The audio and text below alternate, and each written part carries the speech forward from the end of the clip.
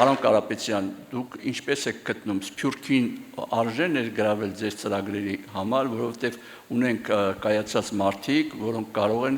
մեր տնտեսությունը զարգացնել։ Պատկերացրեք մի ազգ, որ 60%-ին չի ներգրավում process-ների մեջ։ Հայ ժողովուրդը 7-8 միլիոն է տարբեր տվյալներով, բայց Հայաստանում ապրում է 3 միլիոն։ Այսօր Սփյուռքը ինչքանով է ներգրավված Հայաստանի process-ների մեջ։ Օրինակ մենք գիտենք Անգլիայում կա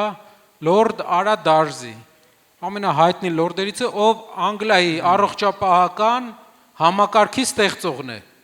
Հայ, մեր օրենքներով ինքը իրավունք չունի Հայաստանում որևէ պաշտոն ստանա։ Որևէ հնարավորություն չի կարող նա ունենալ Հայաստանում։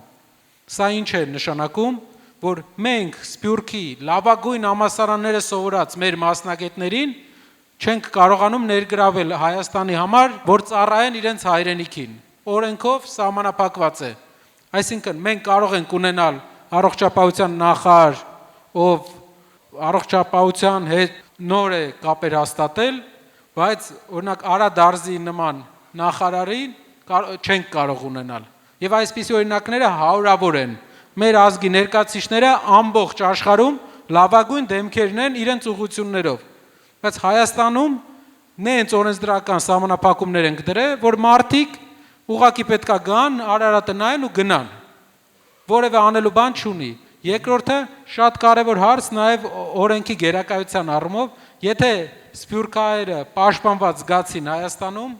Հայաստանի ամբողջ պոտենցիալը կկրկնապատկվի։ Միայն մեր սփյուռքի հայրենակիցների հաշվին։